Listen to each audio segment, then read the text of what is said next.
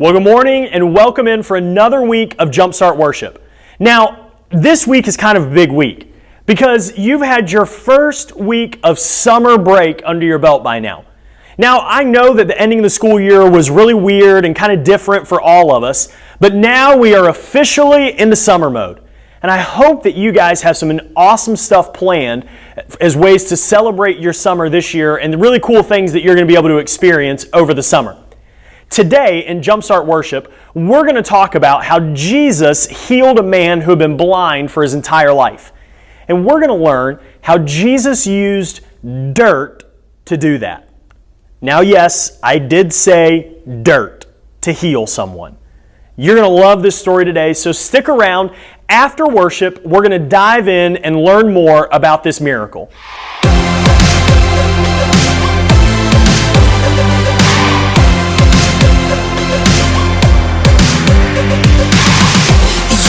Are everything to me.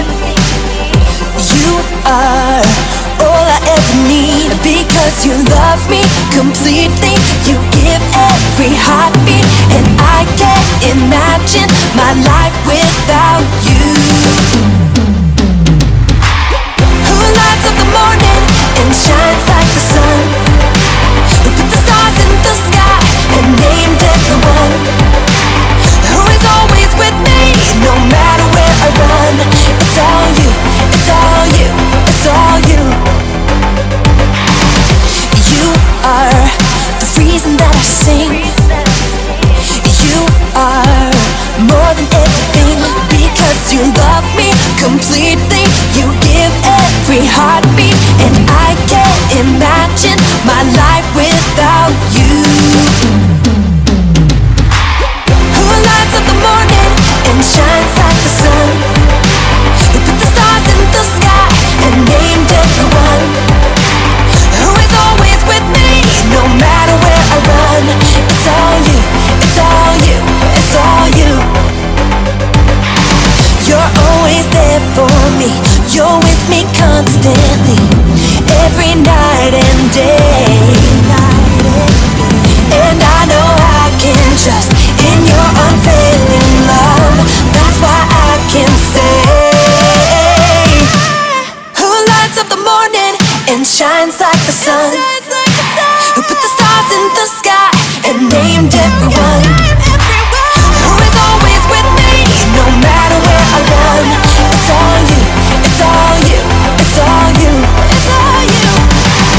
Who lights up the morning and shines like the sun? Who put the stars in the sky and named everyone?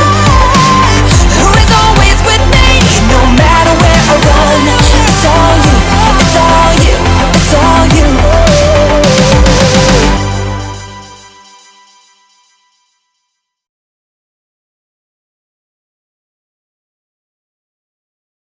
Now today, our story, as you can see here on the table in front of me, is going to involve a box of dirt.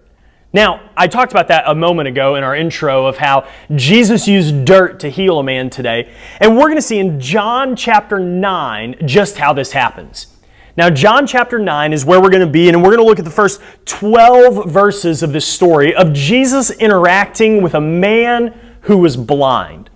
Now, I know that's kind of hard for a lot of us to think about. Maybe some of us, we wear glasses or you have contacts or you struggle to see things that are a long ways away or something like that. Or maybe sometimes at night in your house you turn all the lights off and it gets incredibly dark and for a little bit you can't really see anything.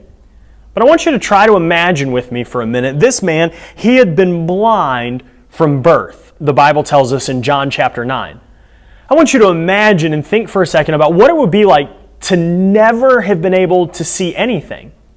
The man had to have help in everything that he did. He had to have help navigating and getting around. And on this particular day, Jesus and his disciples are passing through the city, and this man is there. Now, the disciples, they had kind of a weird question for Jesus. See, they looked at this man who had been blind since birth, and they asked Jesus in John chapter 9, verse 2, they said, Jesus, why is this man blind? Who sinned and made this man blind? Was it him? Was it his parents? Was it something that he did that made him blind? But Jesus replies to him in John chapter 9 with something that I think is so important for all of us to understand. See, Jesus tells his disciples, he says, neither this man nor his parents sinned.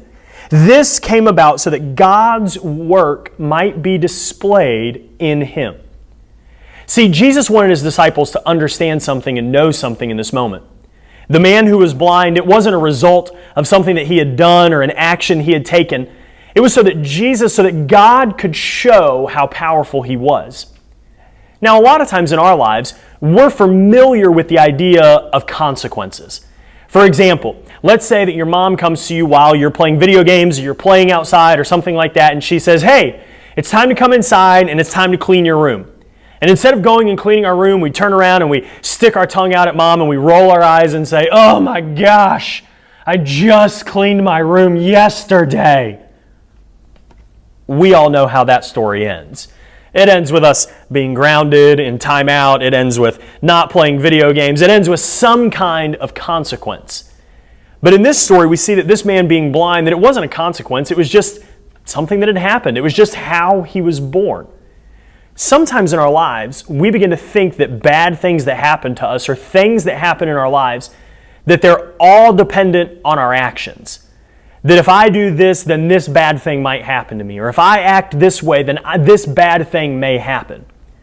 But what I want us to see from this passage and see briefly in John chapter 9 is that Jesus reminds his disciples that sometimes bad things, they just happen.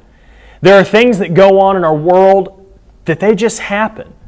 And that we don't have to stop and beat ourselves up and say, man, if I would have only done this different, then this bad thing wouldn't have happened. If I just wouldn't have done this, then this wouldn't have happened. And Jesus reminds his disciples of this here. And Jesus tells them, hey, it's bigger than that. Because today, with this man who's been blind since birth, you're going to see how powerful God is. And so the disciples and Jesus, they begin to speak with this man. And the Bible tells us that Jesus, he looks around, and what does he see on the ground? He sees dirt.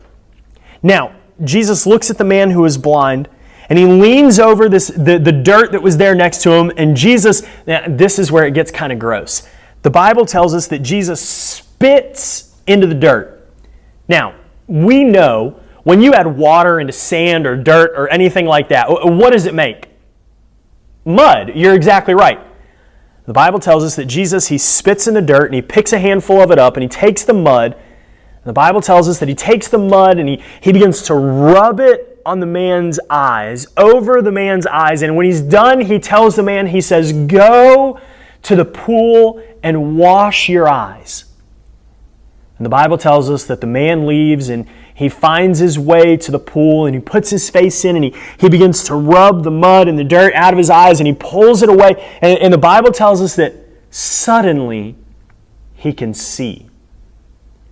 What an incredible miracle that Jesus has done for this man who has been blind since birth. This man goes to the pool and washes nasty mud and dirt out of his eyes, and boom, he can see. Now the Bible tells us that this man, that he has an interaction much like we've seen in the weeks past, where he's healed in the moment and people begin to ask him, what in the world happened? How are you able to see again? And the man is unsure. Jesus doesn't identify himself to the man. He doesn't tell the man who he is. But what we see as we continue through the book of John is we see that Jesus meets this man again in John chapter 9. And the man begins to thank Jesus and tell him how grateful he is for all that he's done. And Jesus asks him a question that we've heard Jesus ask people multiple times over the past few weeks. Do you believe? And the Bible tells us very clearly in John chapter 9 that the man responds after the miracle that has just happened to him, yes, I believe. Now, this story shows us a very clear truth. It shows us two very clear truths. The first truth is one that we've seen repeated over and over the past few weeks. From this man who was blind, to the man who was lame laying by the pool of Bethesda, to the lady who touched the edge of Jesus' garment, to the 10 lepers that were healed. We see again in this story, the theme that occurs is that Jesus cared about this man. Jesus didn't just see a man who was blind and continue to walk by and ignore the man. Jesus cared about what was going on in this man's life. I think it's important for us to remember today that Jesus cares. That God cares about what's happening in our world, in our lives, in our own personal lives, that He cares. And that Jesus is there to help. In all of these situations, we see Jesus step in and intervene in these situations because He cared. And it's a great reminder for us today that He cares for us just like He did in these situations. But the second thing I think that we see in these stories is that not only does Jesus care about the physical needs of these people, but He cares about their heart. He cares about whether or not these people are following Him, whether or not they believe. It's a question that He's asked again and again and again. That He meets with these people and He helps them, and then He looks at them and He says, "Do you believe?" And the reality for all of us today, the Bible makes it very clear that that's a question that exists for every single one of us. Do we believe in who Jesus is? Do we believe that He is God's Son and that God sent Him so that we could have a right relationship with Him? It's a question that all of us have to answer. And Jesus makes that very clear to this man here. He says, "Do you believe?" And I think today it's important from this story in John chapter 9 to see these two truths. To see the truth that Jesus cares, that God cares about our lives. He cares about what's going on around us.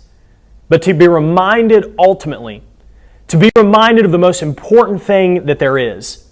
This question, do I believe? I think that's an awesome thing for us to remember today. A great thing that we see in these stories. It's so important for us going forward.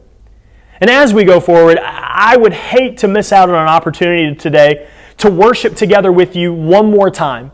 So as we think about these two truths of Jesus caring and the importance of believing in our lives, I want us to take one more opportunity to worship together through song.